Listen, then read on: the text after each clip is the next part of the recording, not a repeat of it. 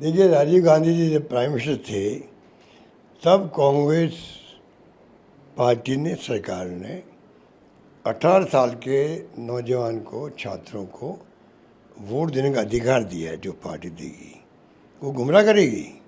गुमराह ये खुद हो रहे हैं, बुखला गए हैं ये, इसलिए इस प्रकार की भाषा काम ले रहे हैं।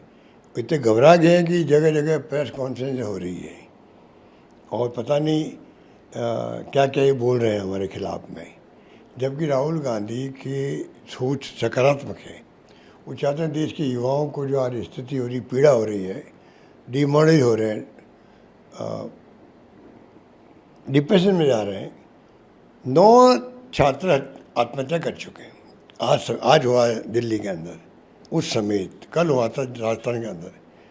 तो राहुल गांधी की तो इच्छा है कि वो पूरे देश में माहौल बनाए कि भाई सच्चाई बताएं लोगों को। एक तो दूसरा, साथ में ये भी होता है डेमोक्रेसी के अंदर, अगर वो बोलते हैं तो इसका मतलब है कि छात्रों को लगे हमारी कोई पैरवी नेता प्रतिपक्ष कर रहा है, तो डिप्रेशन में नहीं जाएंगे, वो कॉन्फिडेंस बढ़ेगा उन लोगों का, आत्महत्या रुकेगी, देश को फायदा होगा। ये इतने संवेदनशील लोग हैं कि इनको पता ही नहीं कि भाई तुम्हारी सरकार है और अगर हम ये काम कर रहे हैं, पॉजिटिव काम कर रहे हैं, तो आपको शुक्रिया अदा करना चाहिए। तो ये इलाका किसका है? ओम बिरला जी का। उनको चाहिए था कि आपके इलाके में, आप तो नेता किसी पार्टी में हो नहीं, अब जो स्पीकर होता है, चाहे विधानसभा के हो चाहे लोकसभा के हो, किसी पार्टी को नहीं रहते हैं। तो अगर आप में अगर ईमानदारी है, निष्पक्ष हो गया, आप काम कर रहे हैं, आपके क्षेत्र में वो आए हैं, आप अगर उनको टेलीफोन कर देते, मैसेज भी कर देते कि भाई मुझे खुशी है कि नेता प्रतिपक्ष जो मेरे हाउस का है वो मेरे क्षेत्र में जा रहे हैं, तो उनकी हाइट बढ़ जाती। पर वो तो खुद पूरा आड़ो दिन फैल गया है, बारा में, झालावाड़ में, बूंदी में, कोटा में। ओम बिरला रोक रहे, कोई नहीं जाए वहाँ पर। संस्थाओं को कह रहे हैं, कोचिंग संस्थाओं को किसी को मत भेजो। ये स्थिति क्यों बनी यहाँ पर? क्यों बनी स्थिति? क्योंकि या तो लोग अति उत्साह है कार्यकर्ताओं में और छात्रों के अंदर। आज देखेंगे शाम को कितना शानदार प्रोग्राम होता है। एक सर, यूबीटी के कुछ सांसद बागी हो गए हैं, शिंदे गुट में जाने की तैयारी। ये तो हरकतें कर रहे, इनके मैं खिलाफ बोल रहा हूँ लगातार।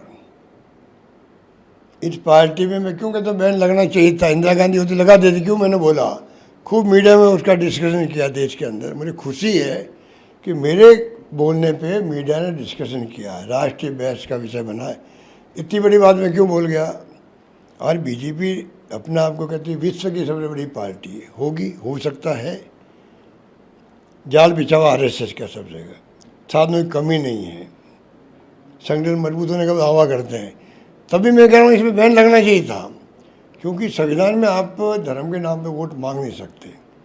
ये तो धर्म के नाम पर तांडव कर रहे हैं चुनाव जीतने के लिए, और चुनाव जीत भी रहे हैं। तब मैंने कहा कि इंदिरा गांधी जैसी नेता होती जिसने बांग्लादेश को आज़ाद करवा दिया, परवाह नहीं करी, और 95,000 पाकिस्तान के सैनिकों को, जनरल, कर्नल, मेजर, उनको सरेंडर नहीं करवाया, सबको यह लेके आ गई इंडिया के अंदर, रखा जगह जगह पर। जब तक शिमला समझौता नहीं हुआ तब तक वो यहाँ रहे। तो आप सोचिएगा, वो महान नेता जो दबंग थी, अगर ये इनकी हरकतें होती तो बैन लगा देती, लगा देनी चाहिए।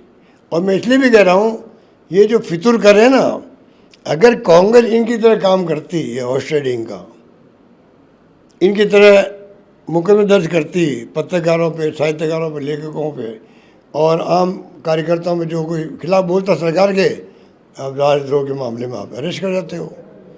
ये जो आज कुछ चल रहा है डेमोक्रेसी को, जो खतरे बार बार हम कहते हैं, जिसमें ये बात भी आती है कि बंगाल हो चाहे वो महाराष्ट्र हो, 60 में 80 में 60 MLA टूट गए एकदम, 20 MP टूट गए, इधर 6 या 5 जो भी है ये टूट रहे शिवसेना के।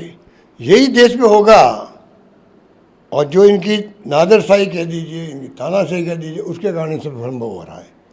ऐसी पार्टी जो देश को बर्बाद कर रही है, चुनाव जीतने के लिए सब कुछ कर सकती है, धन बल की कमी नहीं है, धन लूट लिया इन्होंने इलेक्ट्रल बॉन्ड के माध्यम से, वो सबको मालूम है। हमारे तो कांग्रेस के तो कुछ अमाउंट था, उस पर ही बैंकों पे उस पर बैन लगा दिया, अकाउंट बंद कर दिए हमारे। ये डेमोक्रेसी है इनकी।